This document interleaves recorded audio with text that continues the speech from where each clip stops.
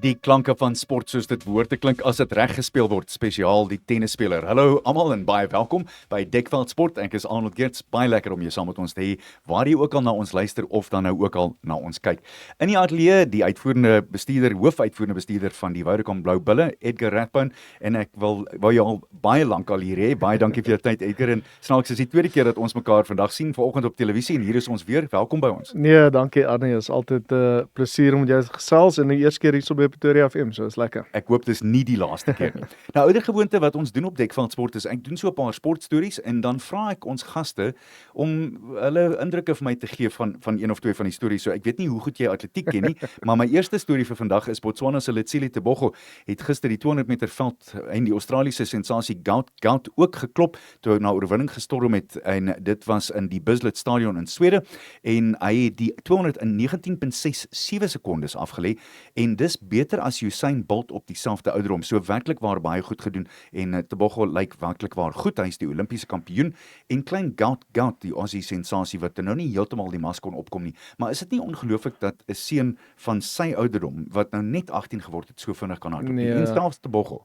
Nee, dis ongelooflik. Ek meen dit is altyd een van die mooiste sporte, is vir al die sprinters as hulle so hardloop, jy weet. En ek dink Usain Bolt het die vlak so hoog gestel dat mense eintlik gedink het wanneer gaan iemand hom regtig gaan klop, jy weet. So ons het homself ons eie jong atleet al by ons, Cheswell Jooste, wat homself 'n vinnige 100 en 200 gehardloop het. En ek sien jong Zakete Nene het oor die naweek self die 400 gewen en 'n uitstekende wen in 44:46 as ek reg onthou, wat weer eens fantasties is. Ja. So hy lyk goed vir die wêreldkampioenskappe. En dan gepraat van atletiek, Kaapstad is by die gesogte Abbott Wêreld Marathon Majors gevoeg.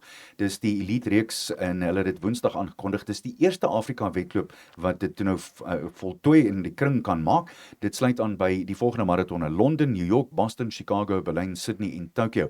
En heel duidelik wat vir my wonderlik is dit bevestig nou net dat Kaapstad een van die plekke is waar mense na toe kan kom om te kom hardloop, en wat 'n wonderlike ding vir ons en toerisme. Sonder twyfel. Ek meen daai klink soos 'n redelike bucketlist vir enigiemand wat hou van hardloop, nee. Nee, beslis. En as ek dink aan ek het 'n paar van hulle afgelê, en wat my aanbetref, die top van hulle almal, 42 standaard maratonne, is Boston.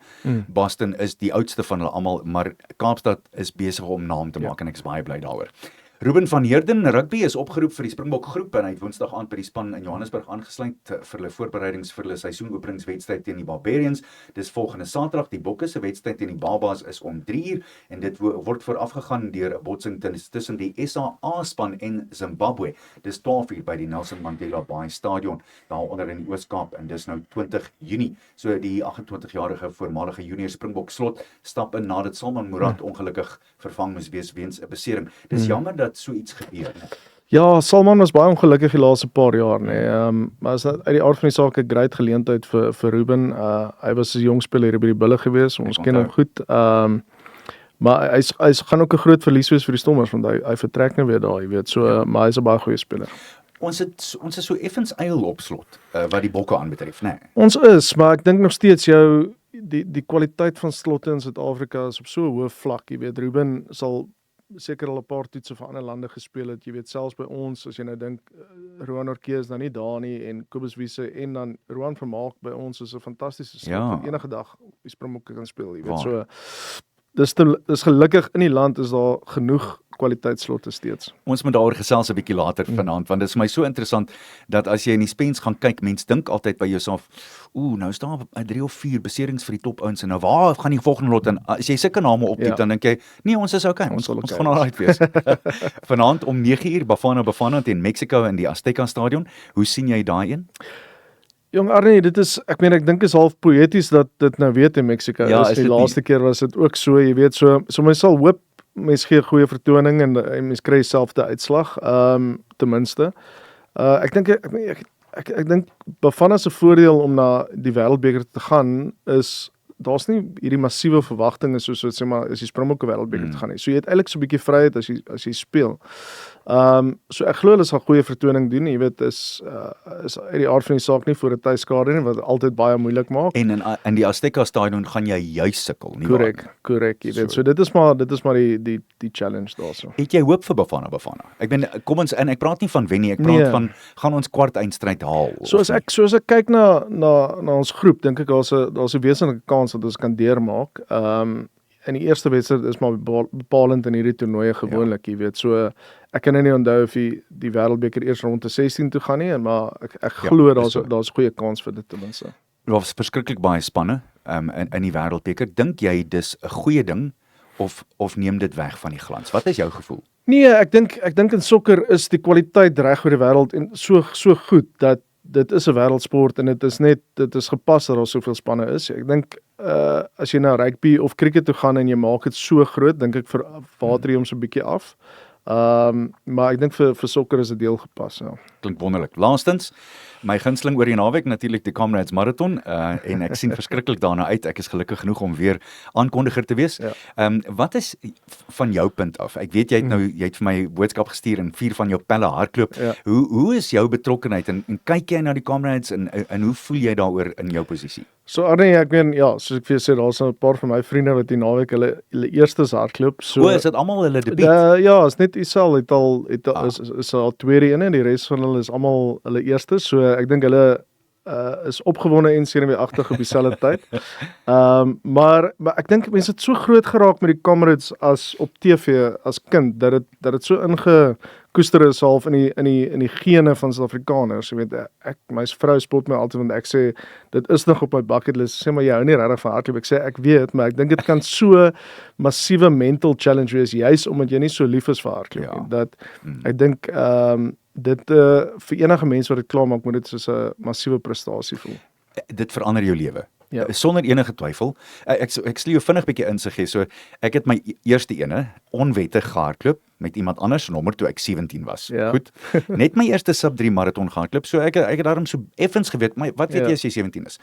En toe ek oor daai streep hardloop net oor 8 ure, toe sê ek vir myself, Geertsie, nou is daar niks wat jy nie kan doen nie. Korrek. En daai ding het my hele lewe lank gehou tot nou toe, want dit verander jou uitkyk van wat jy kan doen. Heeltemal. The art of possible. Ja, dis baie waar. Ja. So net so vir interessantheidshalwe die mans en ek gaan net 3 uitsonder, so die verdedigende kampioen op die opwedloop en hulle is 2 wesenlike verskillende wedlope. Op en af is Piet Boersma wat die laaste opgewen het, die man van Holland af, en dan die ou wat hom so gejaag het verlede jaar, Tete Tejani, en hy het nou alreeds 3 keer die afwedloop gehardloop, maar nog nooit 'n op gewen nie. En dis interessant. En dan 'n man van hier om die draai by ons in Pretoria, George Kusha, wat tot dusver fantasties hardloop en ek dink hy kan miskien die sogenaamde, dis 'n mooi term in Engels, the dark horse wees. En dan wie gaan vir Gerda Steyn klop? Daar is net nie iemand nie, né? Nee, ek kan nie sien dat iemand daar gaan klop nie. Maar ek meen die interessante ding vir my altyd op hierdie is die op en die af, maar ek meen teoreties glo mense die af is makliker, maar dit is tog erger op die bene, né? Nee, die af. Ek sê altyd vir mense, die enamel op jou tande is seer in die laaste 30, jou wortels van jou hare is seer. As jy dit voel asof 'n duikklopper een van daai klein hamertjies vat en jou bobene, jou quads timmer vir 3,5 ure. En die snaakste ding is dit is eintlik nie snaaks nie, maar as jy die volgende dag terugvlieg na die afwedloop en mense vlieg terug en dan klim hulle so kant vir kant af. Jy kan nie jou bene reguit maak teen die trappies af by die vliegtuig nie. Dis in elk geval. As jy onnoosel is jy onnoosel. Dan moet jy voel.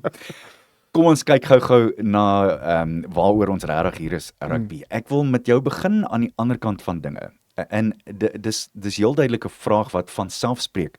Maar Suid-Afrikaanse rugby, en ek bedoel van onder tot bo en van bo tot onder, is ongelooflik gesond by hom. Hoekom? Arnie, ek dink dit begin uit die aard van die saak op skolevlak. Ek dink ons topskole is so professioneel op die oomblik en daar word baie geld spandeer op skole rugby. So ek dink die fondasie is eerstens goed. Ek dink die bestuur by SA Rugby het goeie besluite oor die laaste paar jaar gemaak. Uit die aard van die saak het Rassie 'n ongelooflike wye net begin gooi en spelers ingetrek en 'n regte kultuur gevestig wat wat sukses laat groei. Ek dink die VRK het ook 'n groot rol daarin gespeel. Ons het die beste van beide wêrelde nou. Jy speel klub rugby in die noordelike halfrond, maar jy speel nog steeds meeste van jou toets rugby in die suidelike halfrond. Die VRK en die Champions Cup is so naby aan toets rugby as jy kan kom. Nie noodwendig miskien op hoe fisies dit is of so nie, maar die tipe spel wat gespeel word. Dis vinnige spel. Dis vinnig, maar is nie so los soos Super Rugby was nie. Verstaan jy? So dit is nog steeds redelik taaf, veral as jy oor see speel. So ek dink ons spelers word vinniger gekondisioneer vir toets rugby. En dit het ook baie spelers teruggelok Suid-Afrika toe. En dan wat my aanbetref, die wonderlike ding is, ek dink ons het somtyds as die bokspan klei getrap daar, en ek bedoel letterlik klei getrap, want die toestande is so anders. Nou het jy spelers wat gewoond geraak het, nie net aan die ondervoet toestande nie, maar die stadions en die hotelle en alles wat daarmee saamgaan. Dit is 100% waar. Die vreemde is nou 'n bietjie weg, jy weet. Maar die vreemde ding wat nou met ons gebeur, en die Suid-Afrikaanse publiek is waar mens nooit regtig daai spelers geken het nie. Is dit nou begin dit nou die nuwe rivalries te raak by enige vraag. Nee, Nieu-Seeland gaan nog altyd 'n spesiale plek hê, maar ek dink tog, jy weet, selfs as Nieu-Seeland hulle span aankondig wat Suid-Afrika toe gaan kom, gaan daar 'n derde van die span wees wat ons nog nooit van gehoor het. Korrek. Want niemand kyk regtig met Super Rugby nie. Jy weet, waar as ons Ierland speel nou of Skotland speel nou, weet ons presies wat dit verg om hulle te klop. Ja. Kom ek nooi jou uit om vir ons 'n WhatsApp te stuur as jy wil saamgesels op die lyn af 0663746193. Jy behoort hom byna al te ken, maar net vinnig weer 'n keer 0663746193 as jy vir ons 'n boodskap wil stuur en jy 'n boodskap vir ons gas in die ateljee wil stuur, Edgar Rathbone, die hoofuitvoerende beampte van die Vodacom Bulle.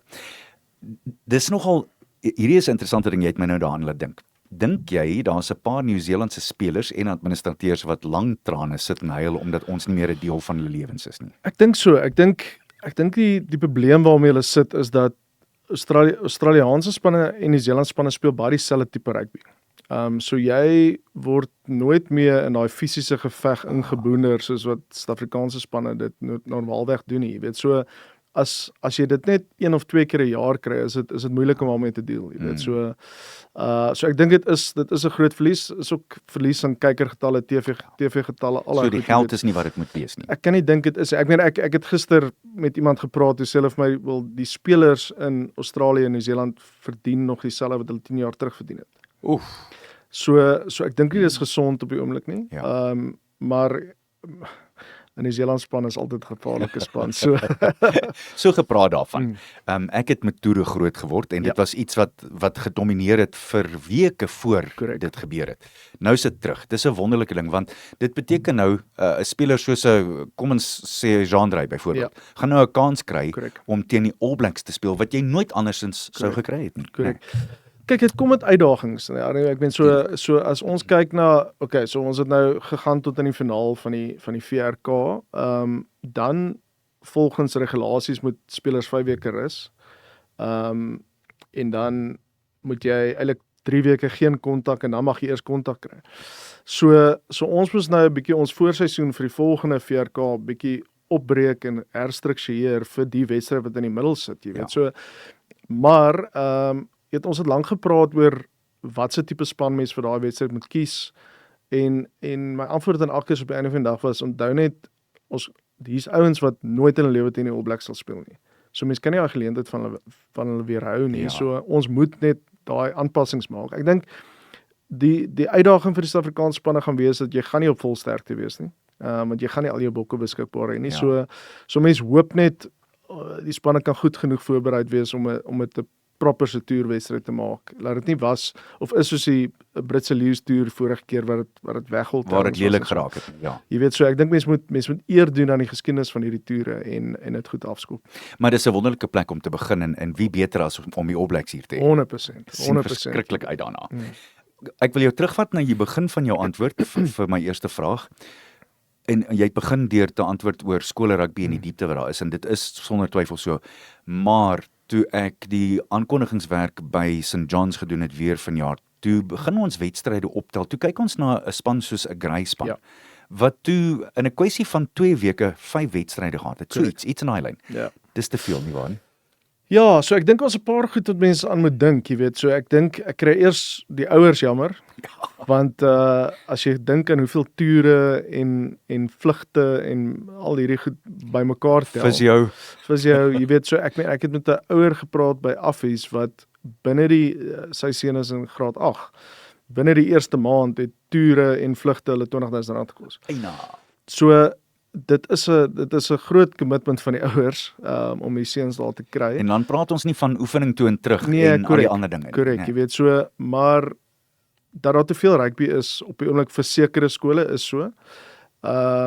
Wat ons ook ongelukkig sien is dat wanneer die spelers dan in 'n professionele setup by ons kom, vat dit ons so 5-6 maande om hulle net lywe weer gekondisioneer te kry. Want is dit regtig so? Want die realiteit is, Arnie, ek meen, as dit interskool in die Parel is en jou skouer is halfpad seer, gaan jy moet maar speel.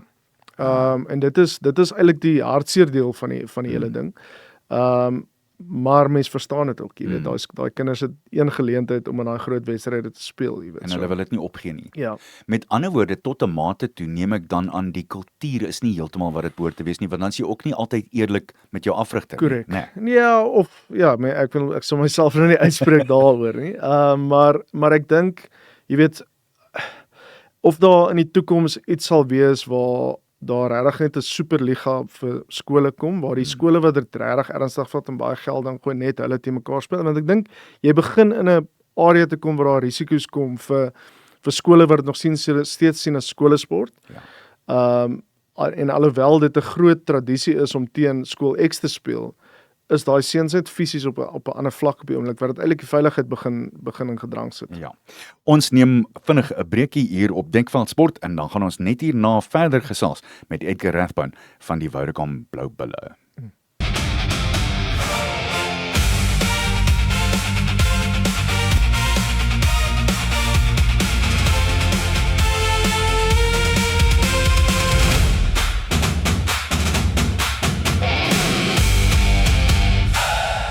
Hierdie is Dekveld Sport. Ek is Arnold Geerts. As jy miskien nou net jou radio aangeskakel het of nou ons kyk hier op YouTube, welkom by ons. Hierdie is Dekveld Sport en ons dek alle velde en alle sporte. Maar vandag is dit rugby, die hoofuitvoerende bestuurder van die Vodacom Blou Bulle, Edgar Rathbone, kuier steeds by ons.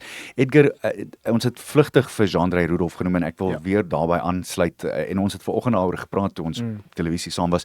Dis net ongelooflik dat so 'n speler amper weggeraak het by die Cheetahs en die vraag wat daarmee saamgaan heel duidelik is, toe hy die kans kry, toe gryp hy hom met al 4 hande aan en 4 voete en daar gat ons. Hoeveel van daai tipe van spelers is daar buite wat ons net nooit sien nie? Ja. Nee, Arnie, ek dink jy weet Jean-André se storie is so mooi een vir jong spelers en ouer spelers om jy weet hy's uit 'n kontrak uit gewees by die Cheetahs, hy het letterlik soos hy vir my sê, hy het begin dink aan waar gaan hy moet begin waiter. En hy het ons 'n geleentheid gegee in die Currie-beker, maar letterlik vir 3 maande en nie gedink dit gaan enigiets meer wees nie. En na 2 wedstryde het ons gesien maar hier's 'n ou wat bereid is om hard te werk. En ek is so bly vir hom dat dit so uitgespeel het, jy weet, en dat hy nou heel moontlik in 'n VRK finaal kan gaan speel en 'n groot invloed sal hê, jy weet. Ek meen die wedstryd wat ons seisoen gedraai het teen Pau, het hy die laaste omgekeerde besit bewerkstellig en daai wedstryd vir ons gewen, jy weet. So daar is nog baie van hulle, jy weet, en elke ou het sy eie paadjie wat hy stap op die einde van die dag. Party ouens word Springbok op 19, jy weet, Kurtley Arendse kom by ons aan eers as professionele rugbyspeler op 24. Jy weet, so ek dink nie as dit regtig jou passie is en is regtig wat jy wil doen, moet jy nooit ophou droom nie. Totdat die laaste deur in jou gesig toe klap en selfs dan kan jy maar nog so net sê en selfs dan is daar 'n kans. So nee, dis 'n ongelooflike storie daai ek wil nie die term gebruik nie, maar dit klink soos rags to riches waar 'n ou regtig net die kans wat hy kry met albei hande vat. En dit wys vir jou jy mag miskien die 4de of die 5de of 6de, 7de beste flank of watter posisie dit ook al is, maar as jy net die kans kan vat wanneer dit kom. Ja. Dis wonderlik wat my aanbetref. So wat dink jy is volgende vir hom? Wat is die planne? Vir Jean-André? Nee, hy gaan nog 'n rukkie by ons moet speel. Hy gaan sy waiter job eers 'n bietjie moet laat wag. Ek is baie dankbaar vir hom. Ek is jammer vir die mense wat hy nie gaan bedien nie, maar ek is dankbaar vir hom. Ja. Terwyl ons daaroor praat, het jy een of twee jong manne wat deurkom, wat jy en Akkies aan dink as hierdie is ons volgende superster? Ja, ek dink iemand uitstaan wat hierdie jaar al so bietjie sy kans kry het, is 19-jarige Cheswell Jooste. Ek dink, jy weet, hy's 'n ongelooflike atleet. Ek meen hy het op skole 'n 10-6 gehardloop. Jy weet so, hy het binne die eerste tydperk by ons het hy die spoedrekord op die veld vir ons gebreek, want op die GPS trek hulle mos nou die goed. Ja. En die beste van alles is dan sê hy van nou uit, ja, maar dis nog nie volspoed gewees nie. Daar is nog 'n bietjie. Ja, so hy is 'n spesiale talent uit en uit oor sy spoed. Ek meen spoed ek dink die wedstryd is ook baie besig om te verander waar vroeër jare het jy met baie fases spel drieë gedruk. Wat ons nou sien is dat as jy nie binne die eerste 5-6 fases druk nie, is daai geleentheid gewoonlik verby of jy skop die bal. Ja. So spoed speel 'n baie groot faktor in die huidige spel. En dan, jy weet, ons het 'n paar goeie outjies wat volgende jaar na ons toe kom, maar ek dink, jy weet, selfs net in die ouens wat baie rugby gespeel het die laaste tyd by ons, en miskien nie hierdie seisoen so baie gespeel het, JF van Heerden en Reinhard Ludwig, hulle almal is goed genoeg om eendag Springbokke te word, jy weet, so, dit is die uitdaging kom vir daai mannetjies om geduld aan die dag te lê, en geduldig te wees terwyl Roan Orkee en Kobus hulle gesond is en goed speel, dat jy bietjie terugsit, maar weet dan jou geleentheid kom. Ja. Dis altyd vir my 'n baie interessante ding en ek vergelyk dit altyd met skrimskakels. Kom ons los die bulle daar uit vir die oomblik, maar kom ons sê jy het 3 skrimskakels wat in die bokspan is en jy het jou nommer 1. Maar die ander 2 skrimskakels wat saam met hom werk en saam met hom op toer gaan, moet harder as hy werk. Korrek. Terselfdertyd moet hulle hom ondersteun en hom in sy nommer 1 posisie hou. Dit moet 'n verskriklike moeilike ding wees om geestelik te kan doen, nie waar? 100%, maar ek dink ons het vanoggend bietjie daaroor gepraat, maar dit is waar spelers se karakter deurkom, nê, wanneer hy nie gekies word nie. Ja. En afrigters onthou dit. En ek dink dis 'n baie belangrike les vir jonger kinders weer eens, jy weet, op die einde van die dag, hoe jy optree as jy nie gekies word, hoe jy die span voorberei as jy nie gekies word nie, is amper net so belangrik as wanneer jy gekies word. Want dit wys wat in jou sit. Ja, dit wys op die einde van die dag, jy gee regtig om, jy weet. En 'n sprekende voorbeeld vir my, die ou wat die beste daarmee is by ons is Nizam Kaar, by verre weg. Hy is dieselfde mens, gekies, nie gekies, positief en dien die span op die einde van die dag. Jy weet, so ek dink dit is uiters belangrik en weer eens, ek meen, wie sou gesê het, jy weet, jy het ewe skielik 3 beserings by die Springbokke op skrimskakel. Ja. En Ambrose wat frustreerd geraak het en flip 'n goeie rugby gespeel het, gaan hopelik uiteindelik sy kans kry, jy weet, en soos ons vroeër gesê het, hopelik gryp hy daai kans aan. Maar laat ons eerlik wees, dit is een van die uitblinkers van julle hele seisoen tot dusver. As hy 'n kans gehad het, het hom gevat en dit is asof sy spel 2 stappies verbeter het in 2026, nie waar nie? Ja, nee, Ambrose het ongelooflik hard gewerk, weet ek spot met hom na die Glasgow wedstryd. Ek sê dis jou 11de speler van wedstryd medalje hierdie jaar, wat geen met al die medaljes maak. Shame, dis 'n verskriklike probleem om te hê, né? So nee, hy het 'n ongelooflike seisoen en dit sal great wees om hom in 'n Springbok try te sien, want hy verdien dit 100%. Jy praat van karakter. Gee vir my jou definisie van karakter en wat jy in 'n speler sou wil sien wat karakter tafel toe bring. Ja, ek dink op die einde van die dag is eerlikheid is nommer 1. Jy weet, en dan en dankbaarheid vir dit wat jy kry en actually en op die einde van die dag net sien wat jy kry. Want baie goed word van selfsprekend aanvaar, jy weet. En is snaaks genoeg as die ouens bietjie weggaan oor see en terugkom, waardeer hulle regtig wat jy in Suid-Afrika het, jy weet. Maar ja, ek meen soos ek het al die storie vertel van 'n Jan Serfontein waar jy weet mense sien 'n baie kritiek en sê ja, maar jy het nog teken vir 3 jaar en hy het 2 wedstryde vir jou gespeel. So ek maar daai ou het gekom en gesê maar luister, ek is nie meer in dit nie. Wil nie meer. Ek kan nie meer nie. Ek dink aan my gesondheid vir eendag as ek oud is, ek het kinders. Ek sal wegloop van 2 jaar op my kontrak en ek gaan klaarmaak. Jy weet, dit is eerlikheid en dis 'n opregte mens om dit te kan doen, want ek meen jy loop weg van baie geld. Ja. En hy kon maklik net hier gesit het in die geld elke maand gevat het. En dis daai tipe persoonlikhede wat belangrik is, jy weet. En ons het gelukkig baie van hulle by ons. My pa het altyd gesê, jy kan nie inbors klop nie. Nee. Inbors is 'n wonderlike ding. 100%. En daar is nie nog 'n ander woord vir dit, Nee. daar is nie so 'n woord in Engels nie, inbors is 'n wonderlike ding. So gepraat van die geestelike aanslag. Ons het net nou vlugtig gesels oor Handré Pollard. Verduidelik net vir ons luisteraars en kykers die prosedure wat hy het as hy skop, want dis elke keer dieselfde ding en dis hoe hy so goed is, nie waar nie? Ja, nee, ek dink ek sal graag 'n studie van sy brein wil doen om te sien wat gaan aan in druksituasies, jy weet.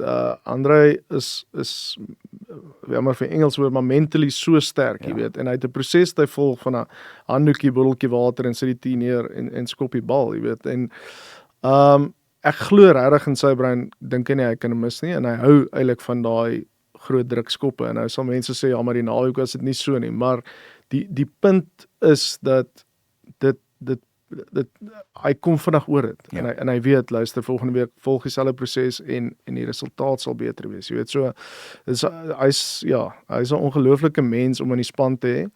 En beteken baie vir die ouens daar en bring baie kalmte, jy weet. So ek meen as jy vir my gesê het ek kon volgende naweek enige loskakel kies, sou ek nog steeds vir Handré Pollard kies. Verseker.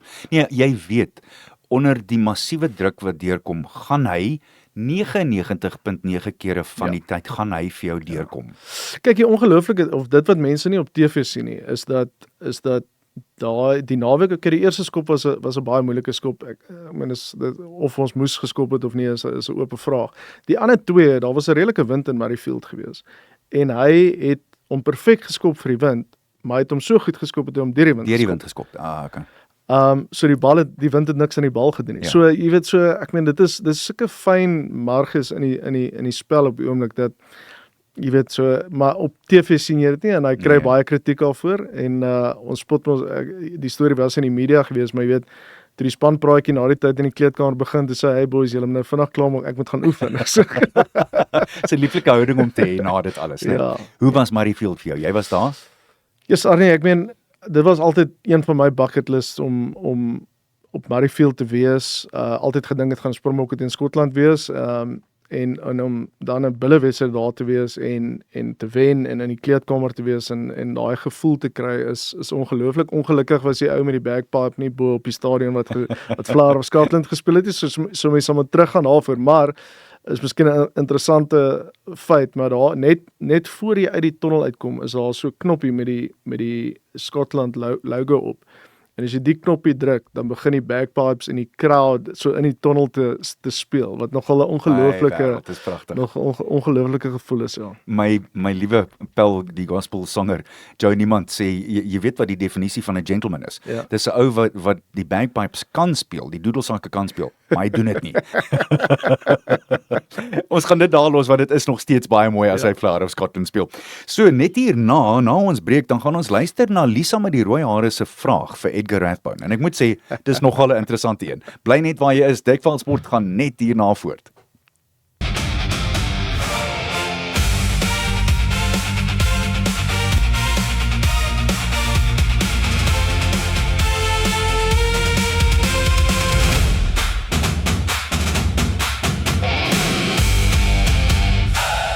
Jy luister en kyk na Dekveld Sport hier op Pretoria FM. Lekker om jou saam met ons te hê. En soos ek net nou gesê het, net vir ons asem geskep het en die markte gaan bekyk het, hier is Lisa met die rooi hare se vraag vir Edgar Rathbone. Kom hy, Edgar. Hi, ek's Lisa met die rooi hare en my loskop vraag vir Edgar, hallo Edgar, is wat doen 'n CEO van 'n rugbyspan regtig dag tot dag? Hoe lyk jou oggende? Begin jy ook op die rugbyveld? En nog 'n ekstra een. Wees gou eerlik, support jy regtig die bulle? Is jy regtig? Daar's Lisa met die rooi hare se vraag vir Edgar. So, waar begin mens? Wat doen jy elke dag? Wat hou jou besig? Yes, nee, daar's verskeie goed. Jy weet, so ons is een van die min spanne wat die stadion besit ook, waar ons is. En die stadion is 'n redelike lewende organisme wat elke dag so bietjie verander. Maar my dag begin gewoonlik deur, ek is redelik vroeg daar net nadat ek die kinders afgelaai het by die skool.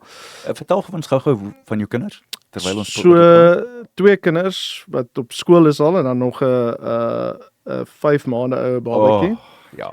So dogtertjie Emily Ann en dan seentjie Edgar wat nou hy is 6 en sy is 9 en dan Joshua. So daar's 'n bietjie min slaap op julle.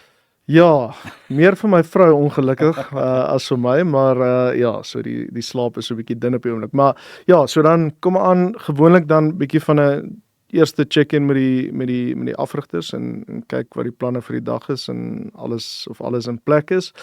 En dan ek het so 'n jaar terug my kantoor so 'n bietjie verander dat ek nie meer my eie kantoor het nie.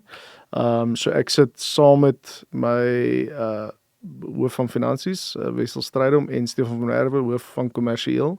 En ons het nou Vaniel Jacobs wat al ons werwing doen ook al ingesit. So ons deel 'n kantoor, so dit is eintlik heel feestelik in die sin van daar's ten minste altyd iemand om mee 'n idee af te bons en dit werk eintlik vir ons want ek het die CEO se kantoor was altyd op sy eie gewees. En ek het net op 'n stadium begin voel, maar jy's so besig met klomp goed, jy raak disconnected van. Jy's nie deel van dit nie. En jy weet so dit werk vir ons baie beter want almal is op hoogte van wat gebeur. En dan die res van die dag is maar redelik vloeibaar as 'n CEO gewoonlik, jy weet, dis die lekker ding, nie een dag is dieselfde nie. Daar's natuurlik baie meetings en baie online meetings nou wat sou nooit weggegaan het na COVID nie. Maar ja, hy's vloeibaar, maar dis lekker. En dan Lisa se loskop vraag het ook ingesluit. Ondersteun jy regtig die bulle? So dis 'n interessante een. As kind het ek die blou bulle ondersteun.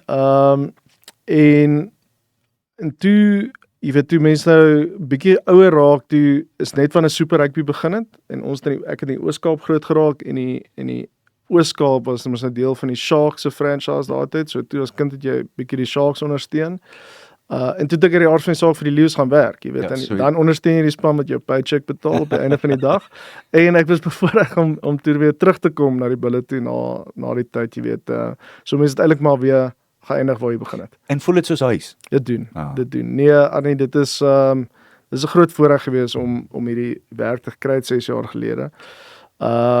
En ons het regtig goeie tye gehad sover, jy weet, so dit sal baie lekkerder wees as ons nou 'n beker kan wen. Ek en Johan spot daaroor want hy was saam by die Lions gewees daai tyd. Jy weet, ek sê vir hom, so in 13 jaar van sport gaan die naweek my 13de finaal wees. Tussen die Currybekers en die VRK's en die Super Rugby's en al die tipe goed. Ja.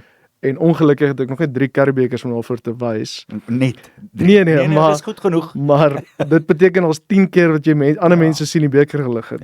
So hopelik volgende naweek is in die geval. So hierdie is nommer 14. Dit is nommer 13. Ja. Is dit nommer 13? So miskien is dit gelukkige 13. Hopelik. Ek hoop inderdaad so. Ja. Ons gaan nou verder daaroor gesels want ek wil heel duidelik jou indrukke vra oor hoe die wedstryd gaan wees.